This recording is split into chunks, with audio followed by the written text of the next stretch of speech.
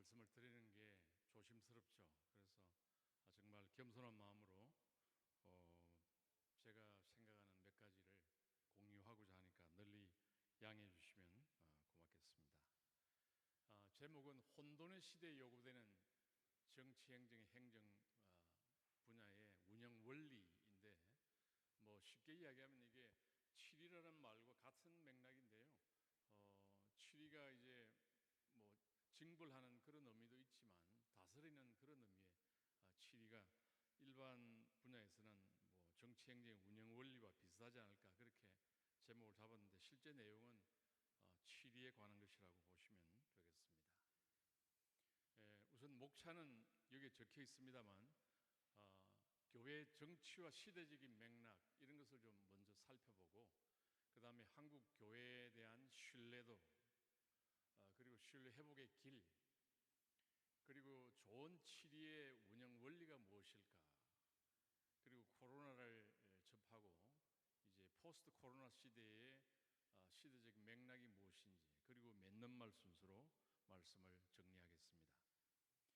먼저 교회 정치와 시대적 맥락에서 미국 장로교회의 헌법을 미국 정부가 굉장히 많이 참고해서 국정에도 도움을 받았다는 것은 널리 아는 사실이고요. 그래서 정부나 교회에서 헌법은 정말 중요한 것 같습니다. 그래서 정부도 헌법을 지켜야 하지만 교회도 헌법을 중시해야 된다. 그래서 우리 총회의 헌법에는 1편의 교리, 2편의 정치, 그 다음에 3편의 권징, 그리고 4편의 예배와 예식에 관한 내용이 있는데요.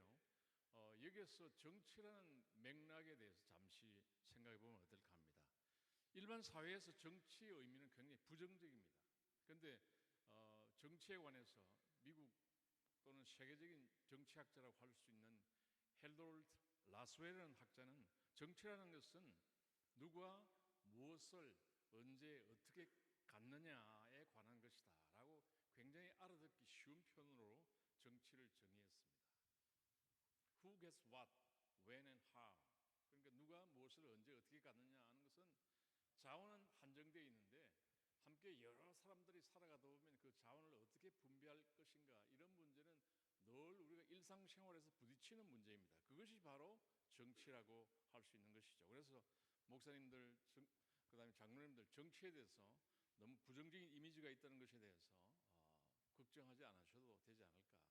생활 주변에 있는 모든 문제가 정치와 관련된 것이라고 볼 수 있고, 우리 총회 헌법의 1장에서는 정치의 원리를 양심의 자유, 교회의 자유, 그 다음에 진리와 행위, 교회의 직원, 치리권, 권징 등에 관해서 이야기를 하고 있습니다. 그래서 제5조의 치리권과 더불어서 그 다음 2편 9장 60조에 보면 치리의 구분이 있지 않습니까? 그래서 치리에는 총회, 노회, 그 다음에 당회, 이것이 치리의 아주 근간이 되는데, 여기서 이제 치리에는 다스리는 기구, 영어로 표현하면 가버닝 기구, 가버닝 바디, 이런 말인데, 요즘 이제 쓰는 영어의 표현은 이것을 가버넌스라고 부릅니다. 저희가 대학 때는 가버넌스라는 단어가 나오지 않았습니다. 그런데 요즘은 가버넌스라는 영어 표현이 굉장히 널리 사용되고 있습니다. 예를 들면 기업을 보면 corporate governance, 그러면 기업의 지배구조입니다. 요즘 기업에서는 기업의 지배구조를 많이 개선하죠. 삼성 이사회, LG 이사회, SK 이사회, 이사회를 많이 투명하고 많이 개혁합니다. 소액주주를 보호하고. 그래서 기업 분야에서도 지배구조를 굉장히 열심히 개선하고, 그 다음에 정부 분야에서도 오늘 대통령께서 집권 후에 두 번째 기자회견을 하지 않았습니까? 그 배경에는 많은 요구가 있었죠. 협치를 하라.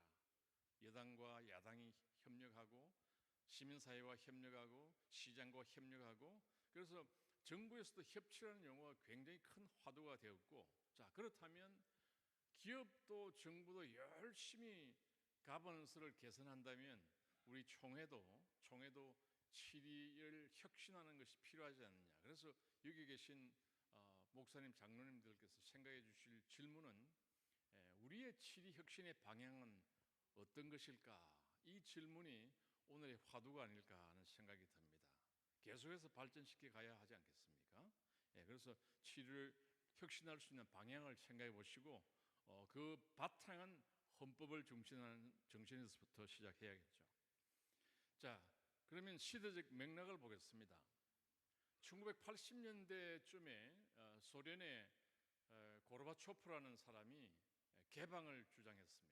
그 당시만 해도 소련은 강한 나라였습니다. 15개 공화국으로 뭉쳐진 세계 최대의 연방공화국이었습니다. 그런데 1991년도에 이 변두리에 있는 연방들이 다 독립했죠. 지금 이 지도에서 나와 있는 변두리에 있는 연방들은 다 독립을 했습니다. 남은 건 오로지 러시아만 남았죠.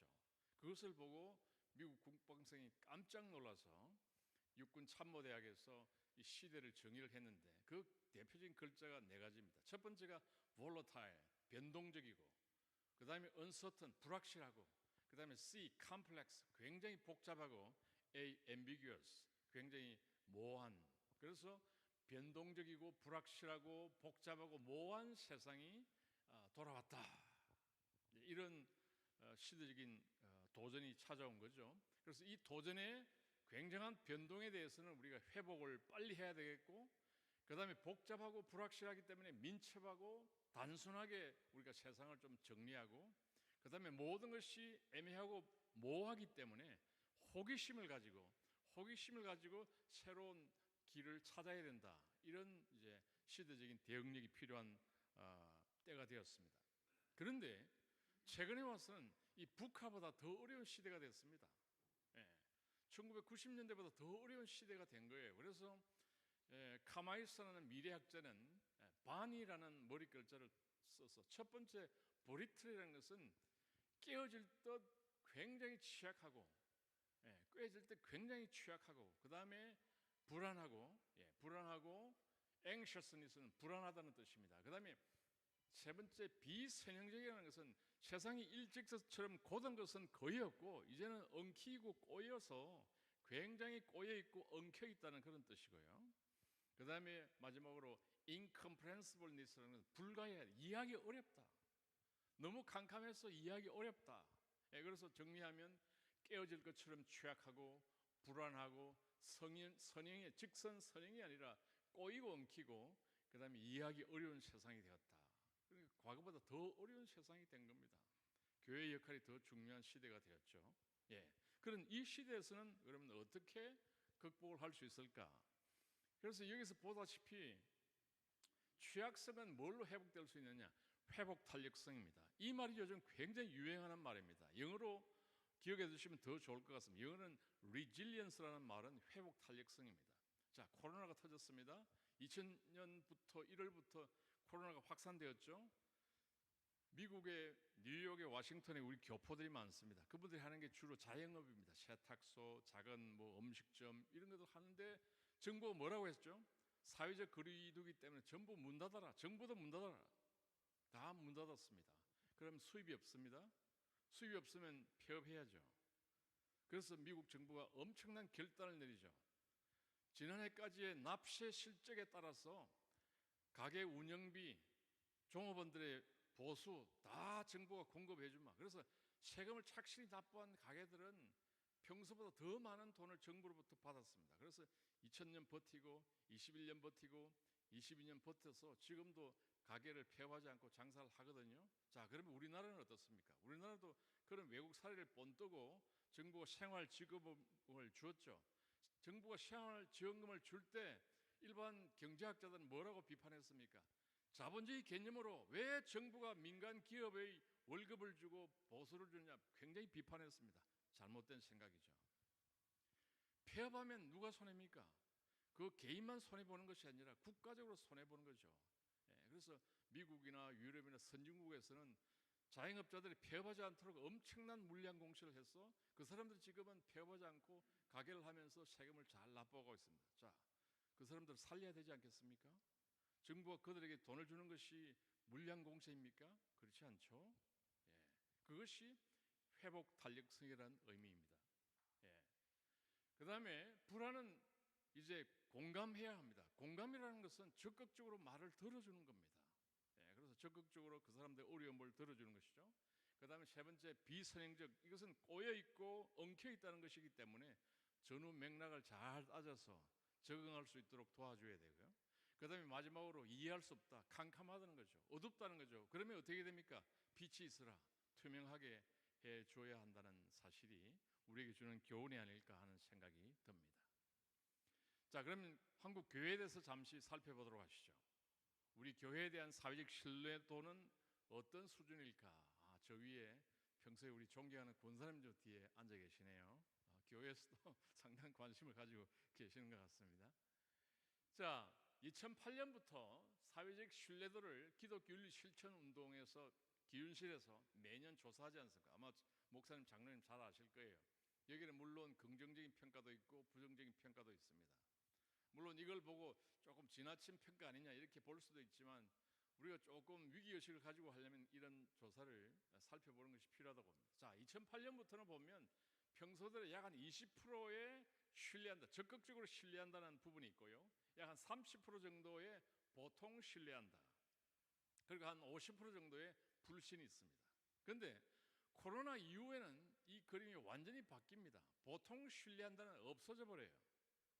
보통 신뢰한다는 없어져 버리고, 제일 왼쪽에 신뢰한다가 한 20에서 한 30% 정도, 나머지는 불신한다로 나옵니다. 그러니까 불신이 굉장히 강하게 증가한 그림을 여기서 목격하게 되는 거죠. 그래서 이것을 보고 이게 과대평가한 것이다라고 우리가 스스로 자위할 것이 아니라, 이것이 요즘의 현실 실태이구나 라고 생각하면서 좀 위기의식을 가져야 하지 않을까 하는 생각이 들고요.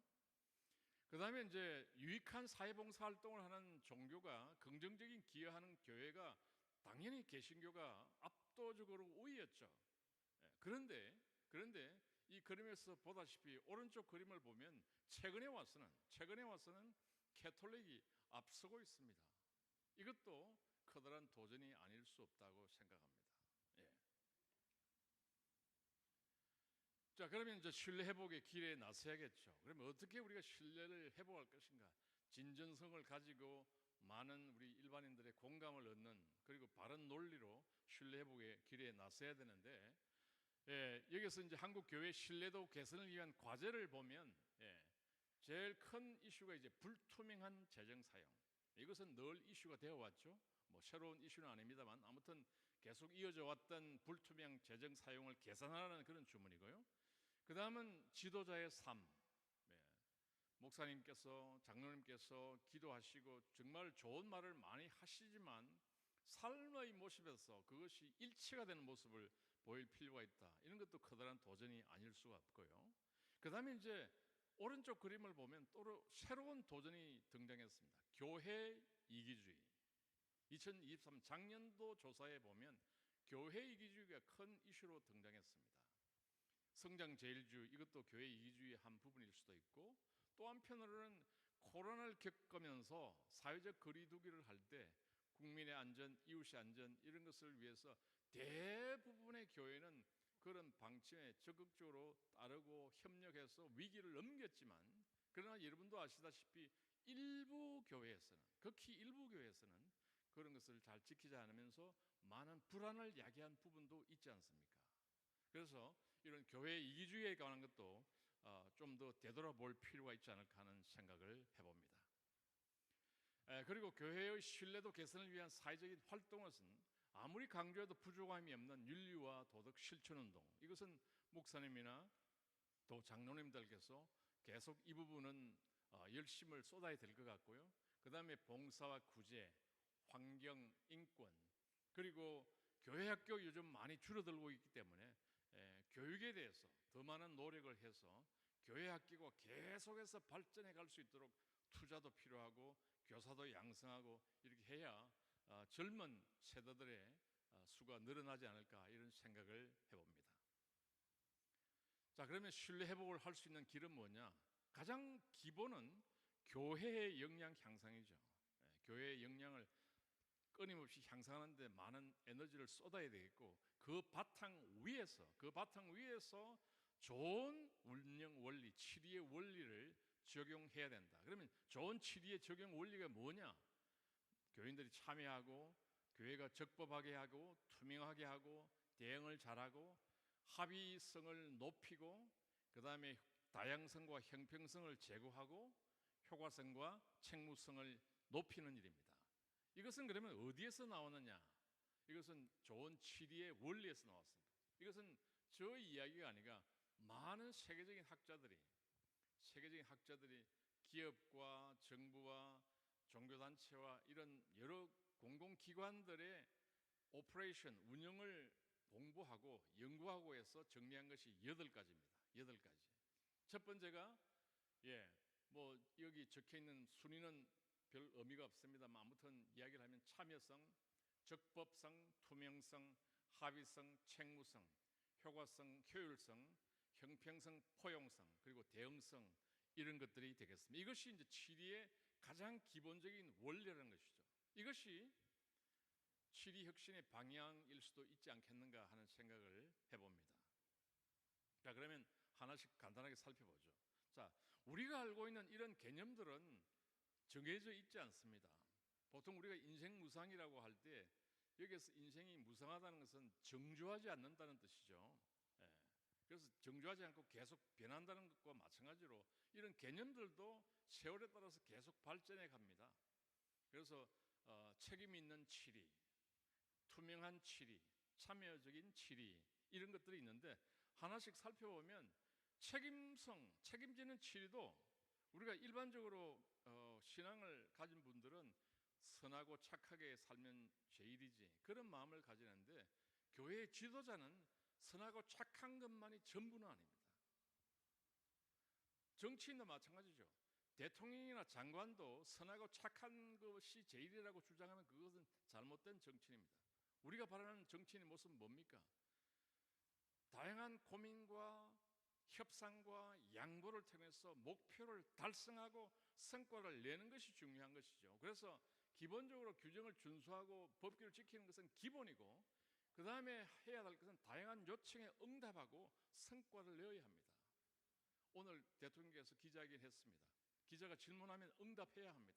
교회의 지도자도 신도들이 물으면 응답해야 합니다. 성도들이 물으면 대답해야 합니다. 그게 중요한 책임성의 한 부분이라는 거죠. 그리고 성과를 내야 된다는 것도 책무성의 중요한 이슈라고 할 수 있습니다. 그래서 응답성, 책무성 중에 하나가 중요한 것이 응답성. 다양한 그런 변화와 책임을 묻는 질문에 대답할 수 있어야 되고요. 그 다음에 신뢰를 받을 만한 그런 특성을 보여줘야 되고요. 그 외에도 기본적인 사회적인 책임을 다하는 것이 책무성이라고 할 수 있겠죠. 그 다음에 이제 책무성도 계단이 있습니다. 여러분도 잘 아시는 이 교회가 넘어갈 뻔한 그런 일이 있었지 않습니까? 그랬을 때 유지재단에서 처음에는 상황을 외면했습니다. 무시했다고 알려져 있지 않습니까? 그런데 나중에 이제 서울의회와 총회가 책임감을 가지고 현실을 직시하고 적극적인 대처를 해서 지금은 그 상황을 무난하게 잘 넘긴 것은 정말 잘된 일이라고 생각합니다.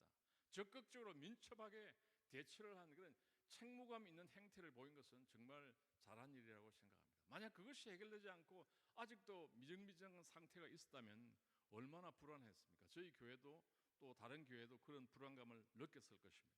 그래서 책임 있게 대처해야 된다는 말씀이고요. 그 다음에 이제 개방적이고 윤리적인 리더십을 보여야 됩니다. 모든 것이 투명하게 빛 가운데 있어야 되고요. 그래서 합리적이고 정확하고 공개가 가능하고 솔직하게 있는 모습을 보여줘야 합니다. 개방적 윤리적인 리더십이 정말 신앙 생활에서는 중요하다고 봅니다. 지도자들이 투명한 모습을 보여줘야 된다고 생각합니다. 그래서 이제는 우리가 먹는 음식도 불안합니다. 그래서 부엌을 개방하기를 원합니다. 요리사들이 어떻게 요리를 하는지 모습을 보기를 원하기 때문에 부엌도 이제는 투명하게 바뀌고 있습니다. 그리고 이 재정 문제는 늘 때때로 이슈가 되어 왔죠. 재정적인 투명성, Financial Transparency는 아무리 강조해도 부족함이 없다고 생각합니다. 정말 투명하게 낱낱이 드러나게 투명하게 사용하는 모습을 보일 때 기관이 조직이 발전할 수 있으리라고 봅니다. 그래서 공인들은 정치인뿐만 아니라 목사님, 장로님 포함해서 공인들은 어항 속의 고기처럼 투명하게 살아야 됩니다. 그래서 제가 근무했던 인사혁신처에서는 정책을 굉장히 많이 발전시켰죠. 정부 공무원이 9급에서 1급까지 있지 않습니까? 그래서 한 중간 정도 되는 과장급 이상, 그러니까 4급 이상은 모든 과장급 이상의 정부 공무원은 재산을 다 등록을 해야 됩니다. 동산, 부동산 빠짐없이 등록해야 합니다. 그리고 1급 이상, 차관보 이상의 재산은 모두 공개됩니다. 관보에 동산, 부동산 다 공개됩니다. 그래서 저희 교회도 황 장로님이라고 계시는데 제가 보고한 그런 재산을 다 보시고 제 재산이 얼마인지 아주 정확하게 알고 계시더라고요. 예. 그래서 정말 이 많은 정보들이 다 체크하시는구나 하는 것을 제가 느꼈습니다. 자, 그다음에 참여입니다. 우리나라의 국민들의 온라인 참여 지수가 세계 1등입니다. 국민들이에요. 그러니까 쉽게 이야기하면 성도들이 전 세계 성도들과 비교했을 때 온라인 참여하는 게 1등이라니까요. 그러면 교회도 그것을 반영해야 되지 않겠습니까? 교회도 홈페이지를 잘 만들고 홈페이지에 교인들이 참여할 수 있는 그런 공간을 늘려야겠죠. 물론 대형 교회는 가능하지만 시골의 군소교회는 어려움이 있겠죠. 그래서 총회에서 지원해 주는 사업도 하지 않습니까? 그런 건 참 좋다고 생각합니다. 많은 투자를 해서 지방에 있는 군소교회도 홈페이지를 잘 만들어서 일반 교인들도 참여하고 특히 온라인 예배도 그 길 통해서 발전할 수 있도록 우리가 많은 노력을 기울여 드리라고 생각합니다. 그래야 참여가 늘어나는 것이죠. 그래서 참여도 개념이 고정된 것이 아닙니다. 아래에서 정보만 약간 보여주는 그냥 홈페이지 만들어 놓고 끝나는 것이 아니라 몇 년마다 계속 업데이트하면서 많은 사람들이 관여하고 협업하고 참여할 수 있도록 계속 확대해 나가야 된다는 거죠. 한번 해놓고 끝나는 것이 아니라는 말씀입니다. 자, 그다음 이제 중요한 것이 다양성, diversity, 형평성, equity, 포용성, inclusion. 그래서 머리 글자를 따서 DEI 정책이라고 부르는데요. 요즘 이게 이제 서구 유럽을 지배하는 어떤 인사 정책, 사회 정책의 핵심입니다. 얼마 전에 서울로에서 오신 분도 계신데 서울로에 참석하니까 서울로에서 최근에 이것을 반영해서 이제 여성 목사님, 그 다음에 여선교회 대표, 그 다음에 기관의 젊은 목사님 이런 분들을 총회 총대로 추천했다. 그런 말씀을 들었습니다. 굉장히 모범적인 사례라고 생각합니다. 그러니까 다른 노회에서도 이런 사례를 참고해서 총대 대표들이 좀 더 다양해질 필요가 있다. 이런 생각을 해봅니다. 그런 것이 치리의 변화라고 할 수 있겠죠. 그 다음에 법치입니다. 법치는 법의 내용에 따라서 권력을 행사하는 것입니다. 정당성이 없는 법을 마구잡이로 적용하는 것은 법치가 아니에요. 여기서 법치라는 것은 정당성도 확보되고 합법성도 확보되고 모두가 공감하는 법의 기초에 따라서 그 법 내용에 따라서 권력을 행사하는 것이 법치입니다. 그러니까 법 위에 누구도 있지 않다. 누구도 법 위에 있지 않다. 그래서 아무리 권력이 많아도 법의 내용에 따라서 권력을 행사해야 된다는 것이 룰 오브 로, 법의 지배입니다. 법에 의한 지배가 아니고 법의 지배라는 것은 법이 합법적이고 정당하고 그 다음에 거기에 적혀있는 법의 내용에 따라서 권력을 행사하는 것이 법치라는 것입니다. 그럼 이것도 대단히 중요한 원리라고 할 수 있겠죠. 여기에 따라서 국가가 선진국이 되느냐 후진국이 되느냐의 갈림길이 있다고 할 수도 있겠습니다. 자, 이제 포스트 코로나 시대에 직면해 있습니다. 코로나가 2020년 1월부터 확산되기 시작했지 않습니까? 그러면서 이제 많은 변화가 왔습니다. 재택근무라는 게 생겼습니다. 그래서 사회적 거리도 두고, 그래서 우리 장신대학에서도 2021년에 큰 세미나를 했죠. 장신에서 개교 120주년 기념 목회 세미나를 하면서 포스트 코로나 시대에 어떻게 목회를 할 것인가, 그다음에 뭐 여러 목사님들이 장로님들이 포스트 코로나 시대에 대한 과제에 대한 책도 내고 한 것을 여러분들께서도 잘 아실 겁니다. 그런데 지금은 어떤 상태입니까? 유엔 상태를 저는 최근에 유엔에 관여를 하고 있는데 유엔에 있는 직원들은 아직도 5일 중에서 이틀을 재택근무합니다. 그러니까 아직도 지금도요 유엔에 근무하는 직원들은 40%가 집에서 근무합니다. 그러니까 뉴욕에는 아직도 교회가 회복이 덜 됐다고 볼 수도 있는 것이죠. 다행히 한국은 대부분 다 회복하고 8, 90% 정도 회복했으리라고 아마 목사님 장로님들께서 생각할 텐데요. 그러나 나머지 1, 20%는 여전히 회복하지 못하는 그런 상태에 있는데 그러면 과거처럼 완전히 100% 과거로 돌아갈 수 있을까? 그건 아니죠. 그건 아닐 것으로 생각됩니다. 그래서 이성희 목사님께서 기독교와 제5차 산업혁명 책을 내셔서 제가 한번 읽어봤더니 이성희 목사님도 병존이 불가피하다. 현장 교회와 온라인 교회가 병존이 불가피하다. 아무리 코로나가 끝나고 팬데믹이 엔데믹이 되어도 병존이 불가피하다는 사실이죠. 그러면 이런 상황에 대해서 우리가 무엇을 어떻게 해야 될까? 자, 현재 우리들의 세대만 생각하지 말고 미래가 자라나는 미래 세대를 생각하면 이 가상 공간이라는 것이 새로운 공간, 스페이스가 새로 생긴 거 아닙니까? 오프라인 공간에서 살다가 온라인 공간이 하나 생겼으면 이게 새로운 활동 영역이 생겼잖아요. 그러면 이것을 줄이거나 무시할 것이 아니라 이 늘어난 공간을 잘 활용한 방법을 찾는 것이 미래를 대비하는 길이 아닐까 이렇게 생각해 볼 수가 있겠습니다. 그런 맥락에서 보면 현재 저희 교회도 그렇고 많은 목사님들께서 유튜브를 열심히 활용하고 있을 텐데요. 정말 요즘은 유튜브가 널리 활용되고 있습니다. 여러분들 집에 돌아가셔서 TV 프로그램보다도 좋아하는 유튜브를 많이 보실 수도 있을 텐데요. 이제 자기가 좋아하는 교회를 섬기면서 저처럼 뭐 가끔 해외 출장을 가게 되면 유튜브를 통해서 예배 보는 거 정말 편해졌습니다. 따라서 이 유튜브를 우리가 좀 주목하면서 이 공간을 어떻게 활용할 것인가 거기에 대한 투자도 필요하고 총회 차원의 지원 대책도 필요하지 않을까 하는 생각이 듭니다. 그래서 그 최근에 보니까 여의도 순복음교회 풀가스펠 처치에서는 FGTV, 그 다음에 사랑의 교회는 사랑TV, 뭐 다른 대형 교회는 인터넷 방송 이런 것을 계속 확대하고 있는 것을 보기 때문에 물론 교회 형편에 따라서 사정은 좀 다르겠습니다만 형편이 되면 여기에 대한 투자도 좀 확대하고 또 총회 차원의 지원 대책도 필요하지 않을까 하는 생각이 듭니다. 정리하겠습니다. 요약입니다. 제가 질문을 드렸습니다. 우리들의 치리 혁신의 방향은 무엇일까? 그것이 질문이었다고 하면 좀 전에 제가 말씀드린 참여성, 적법성, 투명성, 합의성, 책무성, 효과성, 효율성, 그 다음에 다양성, 형평성, 포용성, 그리고 대응성을 높여가는 방향으로 처리를 좀 더 발전시켜야 되지 않을까, 이런 것이 향후의 치리 혁신의 방향이 아닐까 이런 생각을 해보니까 목사님들, 장로님께서 한번 참고해 주시면 대단히 감사하겠습니다. 그리고 이제 말을 맺겠습니다. 자, 그러면 이런 좋은 치리의 모습은 어떤 모습일까?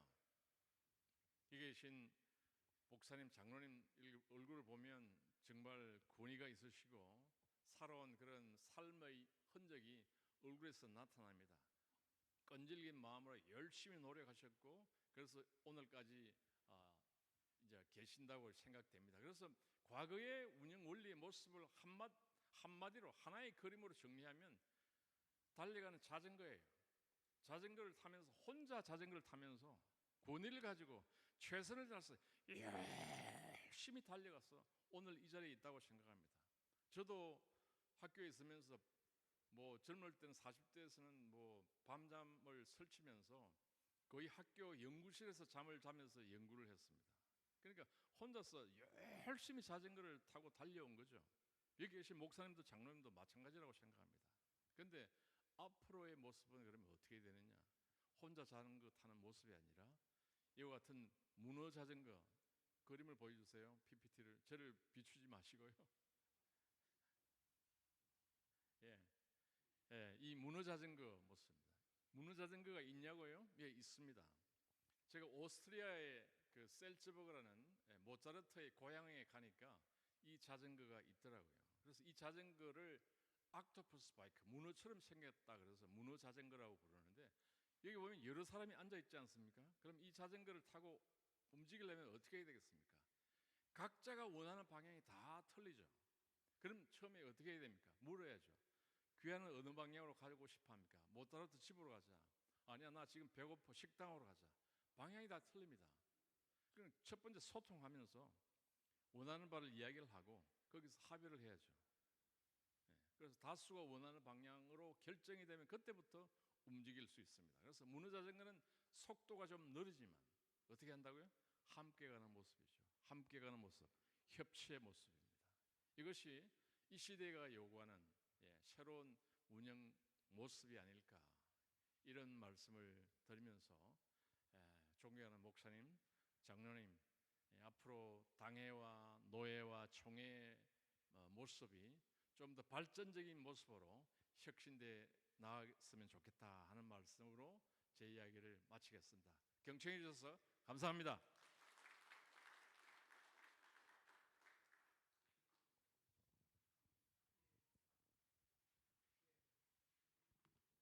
하나 둘 셋. 예. 혹시 질문 있으면 질문하시고, 우리 장로님들 혹시 여비 좀 지금 좀 나눠주시죠. 조금씩인데요. 예, 질문 좀 해주시면 좋겠습니다. 뒤에서부터 안 보이도록 뒤에서부터 하십시오. 뒤에서부터. 질문 있으시면 손 들어주시면 마이크 드리겠습니다. 예. 신 목사님, 뭐 질문은 없으신 것 같은데요. 예, 예, 고맙습니다. 뭐 굉장히 조심스럽게 말씀을 드렸고, 오해가 없이 좋은 방향으로 해석해 주시면 대단히 고맙겠습니다. 다시 한번 감사드립니다.